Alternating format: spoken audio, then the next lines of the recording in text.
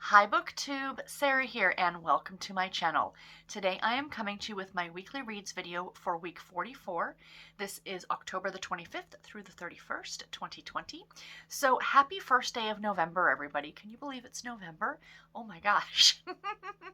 Yesterday was a bit of a stressful reading day for me and because I wanted to try and finish all the books for the end of the month, but I will talk more about that and how I did reading wise in a video coming out on Tuesday when I do my wrap up and stats for the month. I'm going to film that next, plus another video that's going to go up on Thursday. So yeah, I did not do badly at all in October. October was a really good reading month for me, I do have to say. So yeah, I finished 7 books this week. Very, very pleased with that. Yeah, so good for me. I've tried to film this now like 5 times. I keep messing up at the beginning. I don't know what it is. It's always the start of the video that gets me. You know, once I get into the video, I'm fine. So anyway, there are timestamps in the description box below if you guys want to jump ahead at any point in the video into the different reviews. I'm also going to be talking about what I'm currently reading. I am also going to be sharing with you a couple of NetGalley books that I got this week from publishers. And I'm not going to get into any crafting stuff because this week has been a little bit, I'm trying to get into a new routine this week, which I will share with you guys at the end when I get into a little bit of the life stuff. It's not going to be very long. It's just a couple little things I want to share. And all of it good, all of it good. But because of that, crafting has kind of been hit or miss this week. Plus, I've been binge watching Law & Order on Amazon Prime because I just found out that was a thing, that it was on there. So yeah, so anyway, let's jump into the book reviews for this week. So like I said, I finished 7 books this week. The first one that I finished was Anything You Can Do by R.S. Gray. I ended up giving this book 3 stars. I listened to this one on audio and it was narrated by Kimberly Roel and Joshua Coomer. So didn't love this one. One of my least favorites that I've read by R.S. Gray. So essentially the plot of this book is about a girl named, or a woman by the name of Daisy and a guy by the name of Joshua. Joshua or just, no, excuse me, Lucas. And the two of them have grown up across the street from each other, and they were born like 50 days apart. So, you know, their parents, I figure, always assumed that they were going to be the best of friends, but they ended up just trying to one-up each other, and they did not get along at all. All through school, anything social, you know, if she did this, he tried to do this. If he did this, she tried to one-up him and do this. So then they both headed off to university, and she went to university on the East Coast, and he went on the West Coast, and they both ended up becoming doctors. So then they're back at the beginning of this book. They're now both back home in their small town in Texas to take over the local family practice from a doctor, the town doctor who's been there forever. And he's actually hiring the both of them. Well, Daisy does not like this. She assumed that the practice was going to be going to her, and her dream had always been to have her own family practice. And now Lucas has kind of jumped into the mix and she doesn't want to work with him. So essentially the plot of the book is that she's trying to kick him out. Like, she's trying to get him to go. And my biggest issue with this book is that I did not like Daisy at all. For a woman who was supposed to be in her late 20s, early 30s, a woman with a PhD who went to Duke University and highly intelligent, she was acting like a spoiled 5-year-old. Like, it was ridiculous. It just drove me bonkers. Like, I just thought it was just such a juxtaposition to where she got to in life. I'm thinking, it's been 11 years since you've seen this guy grow up. And he pulled a few tricks as well, like a few things. He did a few things too to kind of get back at her, but it was mostly her. She wanted to try and win over the staff and make them like her better. She kept sending his resume out to all these different places like Hawaii and Alaska to get him, you know, to think that the doctor to think that he was leaving. It was just underhanded and childish, and it really got on my nerves, and I didn't like it. The writing in this one was good. R.S. Gray is a great writer, and I really liked Lucas as a character. I thought he was adorable and sweet and did not at all deserve Daisy. But, you know, it was okay. It wasn't fantastic. I mean, R.S. Gray has written some much better stuff. This one, I read it and it's fine, but I didn't absolutely love it. The next one that I finished was Cold Case at Camden Crossing by Rita Herron. This one I gave 3.5 stars to. I also listened to this one on audio, and this was narrated by Juliet Davenport. So this was the story of Tawny Lynn and Chaz. And so this one starts off with, it's the first in a series, and I didn't write down the series name. I think it's the first in the Cold Case series. And I believe these are companion novels to each other, each one taking place in a different town about a different cold case. So the cold case for her, when she was 16 or 17 in high school, there was a bus crash. Her and her softball team were on this bus coming back from a game, and there was a bus crash, and I think 3 of her teammates died. She was pulled from the bus and ended up surviving. She had a broken leg and ribs and, cuts and scrapes, pretty bad. Her sister and her sister's best friend both ended up going missing. Like they never recovered the bodies, or they never, anything at all like that. So they don't know what happened to them after the crash. And the whole town, it's a very small town called Camden's Crossing, I think it was also in Texas, blamed her in a way because she claims that, or she said she can't remember. She had amnesia. And yet this whole town is coming after her like, well, why can't you remember? You should remember. The girl has amnesia. She was in a horrible bus accident. Her sister is gone. Give her some slack. So anyway, at the beginning of the book, her father has died. It's been, however many years since the accident. She's been living in Dallas, and she's back because her father passes away, and she's taking over the family ranch, and she's going to fix it up to sell it. The whole town is trying to run her out. Like, they don't want her here, and, it was a very weird situation with this small town, like how they're placing the blame on this woman who was a victim. It really didn't sit well with me. This would have gotten a higher star rating if it hadn't been for that. And Chaz is the local sheriff, and it was actually his sister that was her sister's best friend. So it was both their sisters who ended up going missing. And the entire plot revolves around them trying to find out what happened to their sisters. It was really good. I mean, I really liked it, except for, like I said, that whole aspect of the town ganging up on this poor girl as to why she can't remember. So that kind of rubbed me the wrong way a little bit, but outside of that, it was really good. This author, it's Rita Herron, really good. She does these intrigue novels fantastic. And this was a really great start to the series, and I'm actually looking forward to reading the rest of them. The next one I read, oh my gosh, this one was so much fun, you guys. I just happened to see this one on Audible. This was part of the Plus catalog, the Audible Plus, because Audible Escape, as of today, is no more. So this was part of Audible Plus, and it is Call Me Maybe by Cara Barstone. I ended up giving this one 4.5 stars. Of course, it was on audio. It is an Audible exclusive.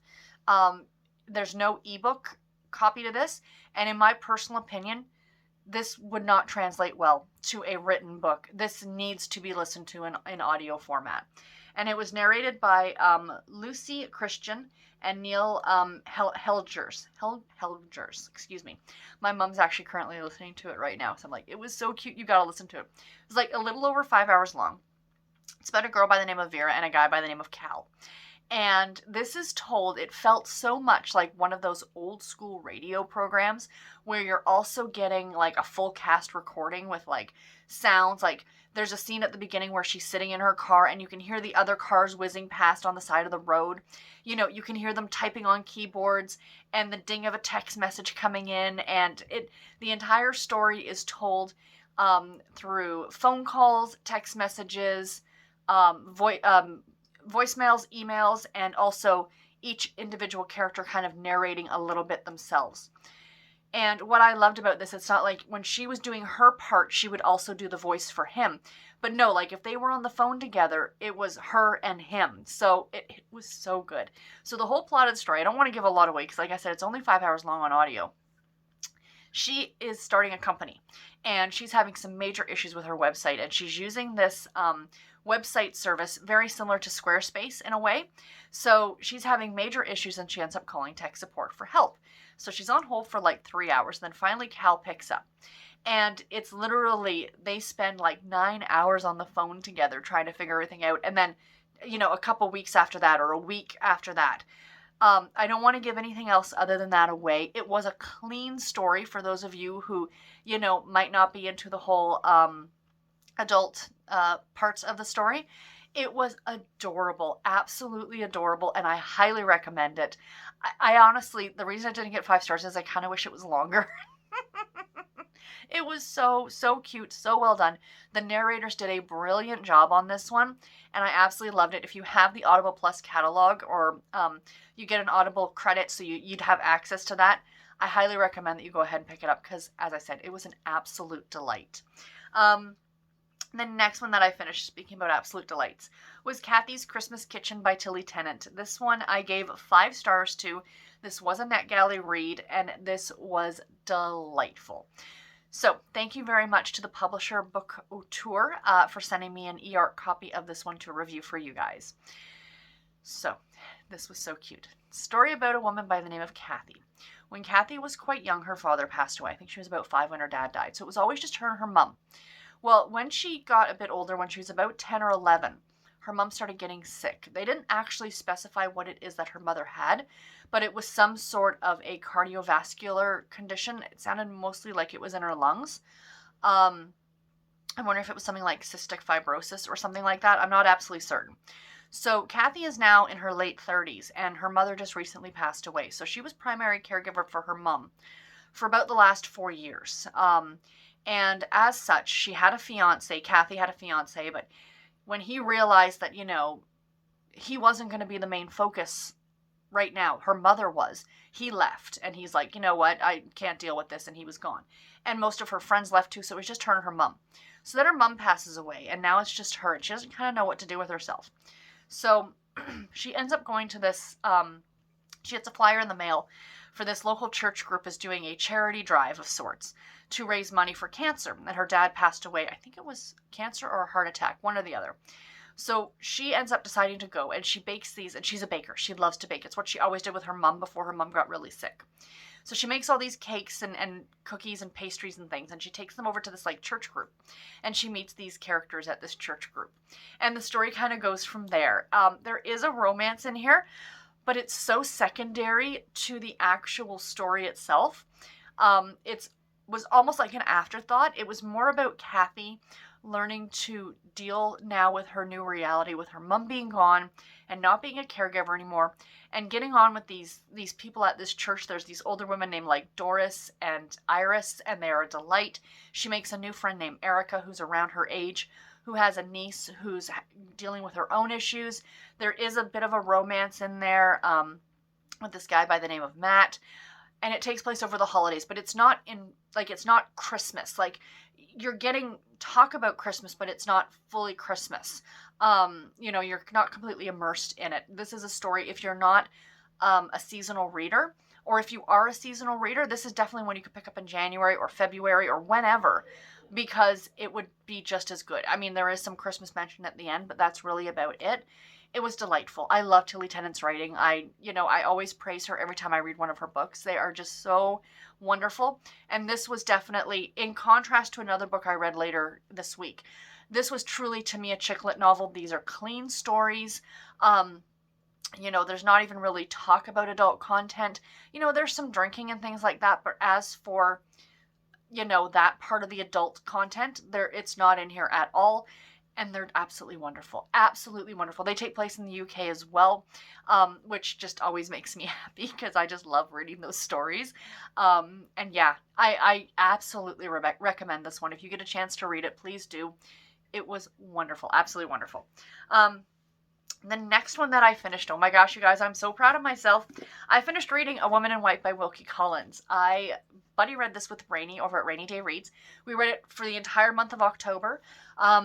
We both listened to it on audio, and we both listened to the same audio recording. And the one that we had was narrated by Glenn McCready and Rachel Badvich, I think is how you say her last name. And they did a really, really, really great job on the narration in this one. So this is a classic. I read this for Victober because it is a Victorian novel. And it's dense. I mean, that's one of my things with classics, is that they are really dense. And the audio that we listened to had 62 parts. And so we listened to 2 parts a day, and it kind of worked out perfectly for the month of October. Some days were longer, were more reading than others, but that's okay. I think it came in around 26 hours. But spoiler alert for when I do my wrap up in a couple days, was not the longest book that I read this month. So anyway, this is the story. It's kind of hard to really get into everything that's kind of going on in this story. But it's essentially about a woman and a case of mistaken identity. Well, mistaken identity that is purposeful in a way because of some bad people. They're using... It's really hard to get into this, and I guarantee you I did read this, you guys. It was really, really good. There's a gentleman by the name of Mr. Hartright who runs into this woman in white one night when he's traveling in England, and he is a art teacher, and he ends up teaching at this house, and he falls in love with one of his students. Now, it sounds a lot more scandalous than it is. He's maybe only a few years older than she is, and she is betrothed, though, to somebody else, this Sir Percival. And all these things kind of happen around her. She has money. Sir Percival does not have money, and he is looking for a way to get her money. And she looks very much like the woman in white. And, again, it's a lot to kind of unpack with this book and a lot going on. There are some fabulous characters in here. Count Fosco was a delight. Even though he is portrayed to be, spoiler alert, a bit of a bad guy, but he was still kind of delightful to read. All the characters were very well fleshed out. You really felt like you really knew them. Marion, which is, what was her name again? Why am I drawing a blank? The wife. It's not Lydia. Anyway, there were two sisters in here, and yeah, I'm not explaining this well at all, and I know that, and I am sorry. This is why I don't read classics. Even though I've read it, and I've retained it, and I know in my head what happened in this book, it's still kind of hard for me to explain just because of how dense it is and how much that actually happened in here. But if you have not read this one, this was my first Wilkie Collins, and I really, really enjoyed it. So it says... on a moonlit road in Hampstead, Walter Hartright is accosted by a stranger dressed from head to toe in white. She asks the way to London, and no sooner has Walter directed her than he is overtaken by a carriage in pursuit of the mysterious woman, who has evidently escaped from an asylum. From this single incident, Walter unwinds the thrilling story of abduction, madness, false identity, and shameful family secrets. That said it far better than I ever could. Read it. If you guys haven't read it, you need to read it. It was really, really good. And I think I need a break from classics at this point, because last month, so in October I read this one, and in September I read Jane Eyre. So I think 2 a year are pretty much about my limit for classics. And that's okay. That's okay. There are people who love them, and this is what they read, and I am glad I have now picked this up and read it and enjoyed it. It was really good. And like I said, the narration of the one that I listened to on audio was fabulous. Absolutely fabulous. There's a lot of different narrations of this book. There's another one that, oh gosh, what is her name now? See, now I'm drawing another blank. Rosamund Pincher. Not Rosamund Pincher, that's an author. Rosalind Landor, the narrator, she does another edition of this, and she's a fabulous narrator as well. But I can't say how that narration would stack up to the one that I listened to, because it was really, really good. So yeah, yay, glad I finished this one. And did I mention this one got 4 stars? The next one that I finished was Vanish in Plain Sight by Marta Perry. I gave this one 3 stars. Wait a minute, hold on. 1, 2, 3, 4, 5, 6, 7. I lied. I finished 8 books this week, you guys. 8 books. I forgot to put the last one down here, so haha. Anyway, I read Vanish in Plain Sight by Marta Perry. This is the second book in the Brotherhood of the Raven series. I gave this one 3 stars. Did not love this one either. And I am a big fan of Marta Perry, but for some reason, this one just didn't do anything for me. This one is the story of Marissa and Link. And this takes place in Amish country, as you can probably tell from the cover of this book. So essentially what it is Marissa was born, her mother grew up Amish, her father was English, and her mother left the Amish church to marry her father. Something ends up happening, and her mother ends up going missing. So they assume that she's gone back to her people in Amish country, but the Amish from that community are being very tight-lipped about what happened to her. They're not saying whether she showed up or not. They're not saying whether they've ever seen her. She's not getting any answers. And then Link, who lives in the small town that, her mother and father lived in, She has since moved to Baltimore. Marissa. He's kind of renovating his uncle's old house and ends up finding this suitcase like in the wall, like in the paneling in the wall. And inside the suitcase is Amish clothing and a photograph of Marissa as a little girl with her mother. And the story kind of goes from there. What I found in this one, again, I'm a very character-driven reader. Marissa was way too whiny for me. I mean, I get that she's upset because she's lost her mom and she's trying to find out what happened and all these things, but it was just, I just didn't care, to put it bluntly. I just didn't care. I found it to be, I don't know. I don't even know how to describe it. The writing in it was great. I liked the Amish atmosphere she was afraid of the Amish, because she grew up, because her grandmother, her dad's mom, would often say to her, "Oh, it was the Amish that took your mother away, and they're horrible people," and things like that. So she's kind of grown up thinking that the Amish are evil, and she's actually fearful of them. So yeah, I don't know. It was just, I didn't love it because I didn't love that main character. And Link was very much a macho kind of guy, like, I'm going to come in and take care of you. And, they kind of start this relationship because they meet and, they kind of have an attraction to each other. And this one does not there's no adult content in this one either. That's the one thing. Marta Perry steers away from that, mainly because she typically writes for the Love Inspired line for Harlequin. This one isn't considered to be a Christian fiction novel at all, even though it does take place in Amish country, because the main characters are not Amish. So even though it looks like even though it looks like it would be an Amish book, it's not technically. I did list it as Amish on my Goodreads. I dropped it on my Amish shelf because it does feature heavily in Amish country, but our main characters are not at all Amish.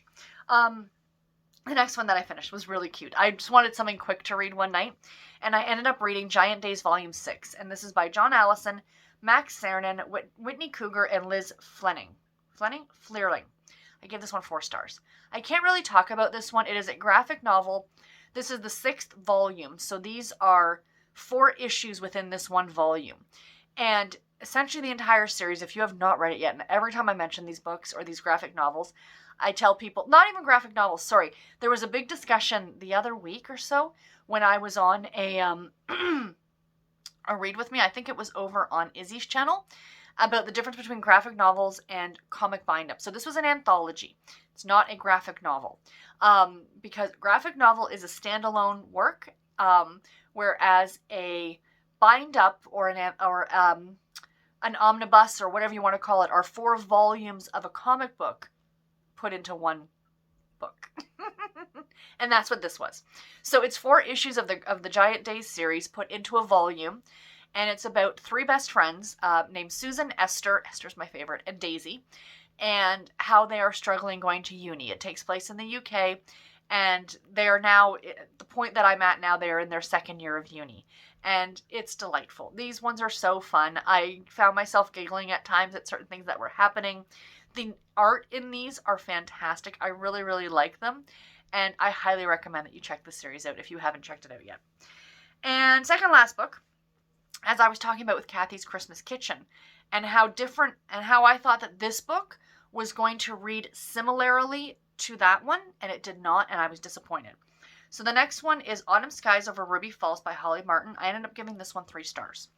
So what I thought going into this one, that I was going to get that very cute, very sweet, chicklet feel novel. This one does feature a relationship prominently, which is fine. This is the story of Clover and Angel, and Clover works at her family's hotel in England, in a place called Ruby Falls. And it takes place in the autumn, and it takes place over Halloween, and that part of it was absolutely lovely, and I really, really liked it. But when you look at this cover and, you're used to seeing these chicklet type novels with these, kind of illustrated covers, and they take place in the UK, they tend to be clean stories. And I really, really like that. I know what I'm getting into, and I know what I'm expecting. Not that I have a problem with adult content, because I don't, but when you're going in expecting something and you get something else, it's a little jarring. And this one ratcheted up quite high on the explicit content meter. I would put this at being very spicy. You know, like there was a lot of scenes with her and her boyfriend Angel and them in bed together and things. And again, that doesn't bother me as a reader. But my thing is that, you know, you're kind of used to not having that in these types of books. Especially with, like I said, these covers, they take, you know, this is a certain genre all on its own, and I like to consider these to be chick lit, as opposed to women's fiction, because a women's fiction deals with much, you know, different topics, more, what's the wording I'm looking for? More difficult topics, perhaps, whereas these are a lot more light and fluffy, and that's what I consider chick lit to be. But again, when they started getting into talking about, you know, sex and stuff like that, I was like, wait a minute, I felt very jarred out of the story. And I didn't like it. I didn't love it. The writing in it was good. I liked the characters. Again, the atmosphere of this one was fantastic. It's so rare that you get to read a story that takes place at Halloween or in the fall, and this one kind of takes place over a 2-week period at Halloween, like leading up to Halloween, and there's this big festival going on in town, a big Halloween festival, and they are having like a carnival, and I mean, that part of it was wonderful, and I loved it. But the adult content in this one really pulled me out of the story because I was not expecting it. If I'd been expecting it, I think I would have felt differently about it. But anyway, sorry. The last book that I finished this week, you guys, was Invisible Girl by Lisa Jewell. I ended up giving this one 4 stars. This is a thriller. I do not want to talk too much about it because it is a thriller. This was a NetGalley read for me. I did have it as an ebook from the publisher, so thank you very much to the publisher for sending me an e-arc of this one to review, even though I did go out and buy a copy. And I'm glad that I did, because I like this one very much. Although I'm not one to necessarily reread thrillers, because kind of once you know what happened, is it really worth rereading it? But I guess you could say that really about any book, but I think especially with thrillers, especially if there's a twist. So I don't want to give too much in this one away, other than the fact it's about a girl who goes missing. That's all I'm going to say. And Lisa Jewell tells her books in a very specific kind of way. So this is told in 3 parts. One is like before, after, and I think during, like when the events happen in this story. Her chapters are short. She jumps from character to character, but it's not at all hard to keep up with. I really, really enjoyed it. This read very quickly. Yesterday morning when I got up, I think I was only about 70, 75 pages out of the way through this, and this is a 350-page book, and I finished this last night before midnight. So it read very quickly, and I didn't even read a lot of this during the day. This was mostly read from like 6 o'clock on. So I flew through this. For me, flew through this last night. And that was in between watching episodes of Law & Order and BookTube. Because I read for a bit, and then I watch a video, and yada, yada, yada. So yeah, really good. If you are a fan of Lisa Jewell, pick this one up. It was not my favorite by her. I will say that. I definitely liked, what was the first one? Then She Was Gone is still my favorite. And it's always the one that they most mention, you know, author of. And I think it is her most well-known book.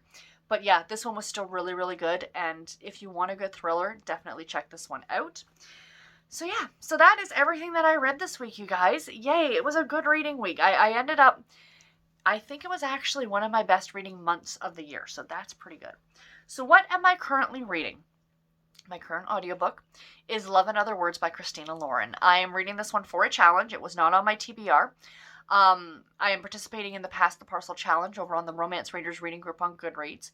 And we had to pick a book from a certain list, like from Listopia. And I was going through the list, and this is one of the first ones that came up that I haven't read yet.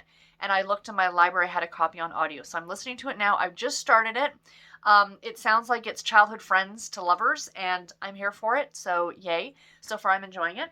My current ebook that I have not started yet, but I plan on, of course, starting this afternoon, is called, is it Covert Cover-Up? Oh my gosh. I feel so bad because I can't remember the title. Hold on, bear with. It is Deadly Cover-Up by Julianne Lindsay. This is the first book in the Fortress Defense series. I am reading this one because this Wednesday is going to be the live show with Nicole over at Who Picked This Book and Jen.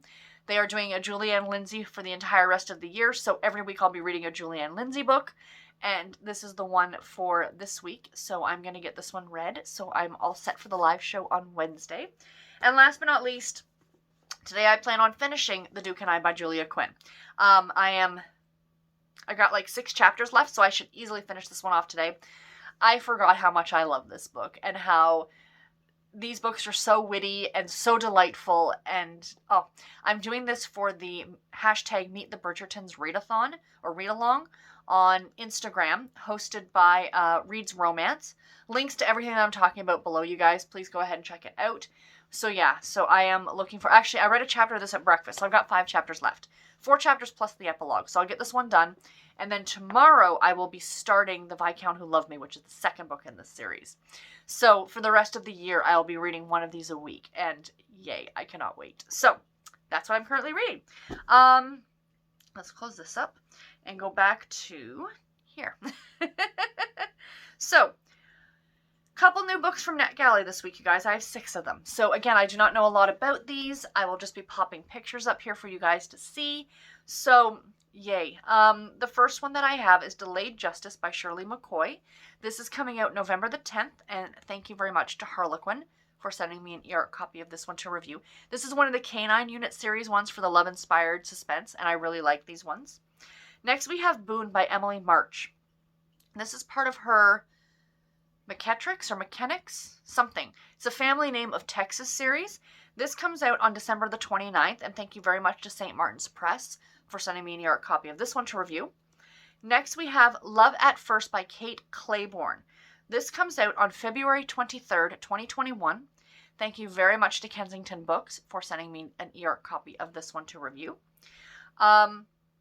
When a Rogue Meets His Match by Elizabeth Hoyt. Gorgeous cover on this one. Of course, a historical romance. This one comes out December 1st, 2020. Thank you very much to Forever for an e-art copy of this one. And then we have A Soldier Under Her Tree by Cathy Douglas. I actually also got a e-art copy of this one as well. Actually, I think this one and the next one, I don't have them in front of me. They're over there. But I got a physical copy of this one, as well as Stolen to Wear His Crown by Marcella Bell. Both, thank you very much to Harlequin, and both of these books come out December the 1st. So I cannot wait for both of them. And again, I did get physical copies. If you follow me on Instagram, I'm trying to do these Instagram videos, and I'm going to start doing like a Friday Reads over there as well. I did one this past Friday, but I'm going to continue doing it, I think, every Friday. Just a short little 3 or 4 minute video posted up for you guys to see what I'm going to be reading over the weekend. And if I have an unboxing, I like to do it over there as well. So do check that out. But yeah, I did receive both these books from in physical format from Harlequin. So that's pretty much about it. As I said, I'm going to end with some chatty little bits here. So first of all, well, the one main thing I wanted to talk about and share with you guys, I'm so excited. My husband got a job. So Garrett's been out of work for about 2-3 months now, I think. He was kind of like, he got hired somewhere and then something would fall through, and he just was having absolutely no luck. And then now he's been hired back to a place he used to work a couple years ago, which is for a distribution center for a supermarket, a big supermarket chain here in Canada. And I'm not going to divulge who it is. But he'll be working back there again. He was there before, and he's really excited because he really liked the culture being there. But the last time he was there, stuff kind of happened, and he's hoping that that's, that it's not going to happen again. So anyway, different management, different people working there, so things will have changed a little bit. But he's super, super stoked about it. He starts this coming Thursday. And then in case of my job, my hours have changed. Originally, my hours were 10:30 till 6:30, but they've now changed to 11 to 7, which doesn't sound like much of a difference. It's a half an hour on each end. But by the time I get home, it's like 7:30, 7:45. By the time I have dinner and get to sit down, I'm usually in bed by 9:30, 10 o'clock.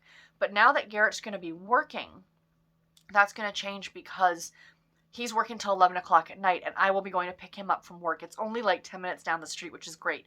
When we lived at the old apartment, I think that was part of the issue, is that it was like a good half an hour for me to go drive and pick him up and come back, whereas he'll be a 5-minute drive from where we live now.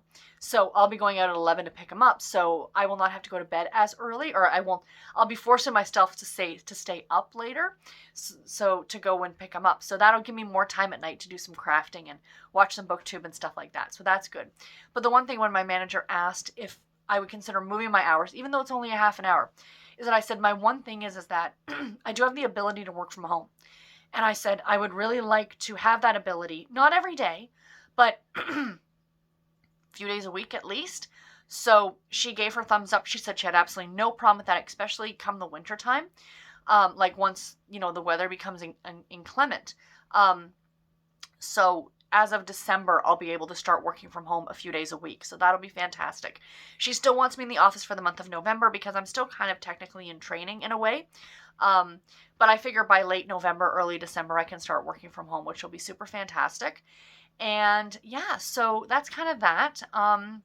But I'm really still enjoying my job a lot. I really, really am. And that's always a big bonus. So, I know my sister-in-law posted a few days ago something on Facebook that was like, everybody's complaining about how horrible 2020 has been. And to name 3 things that were good that happened in 2020. And for me, it would definitely be, moving in here with my mom and being able for us to help each other out financially and supported and stuff like that is one good thing. My job, to get out of the horrible job that I was in, if you guys have been watching me for a while, like last year, how bad that job was for me and how toxic that environment was for me, and how I'm in a much better job now and enjoying it a lot more. That is another good thing. And the third thing I would have to say is a lot of the friendships that I've now made this year because of BookTube, not just with you guys who watch me, but also like with Bree and Chloe and Rainey and a lot of the other girls in the Romance Takeover group, and it's been fantastic. So those are those 3 things. So I encourage you guys to list at least one thing. If you want to post it in the comments, please do, but if you don't want to, that's fine. If it's private, but share something good that happened this year, because we're almost at the end. We've almost made it to the end of this year, and I think we need some positivity at the end of the year. So even though the holidays are coming, you guys, and I'm super stoked about that. So anyway, that's all that I have for today's video. I do hope that you enjoyed it. Let me know in the comments below. Again, give me one positive thing that's happened to you this year, because I'd love to know, or your family or whomever. And also let me know, how did you do in October for your reading? Or what was your favorite book that you finished this week? Because I'd love to know that too. And until my next video, everybody, take care and happy reading. Thank you all so much for watching. Bye, guys.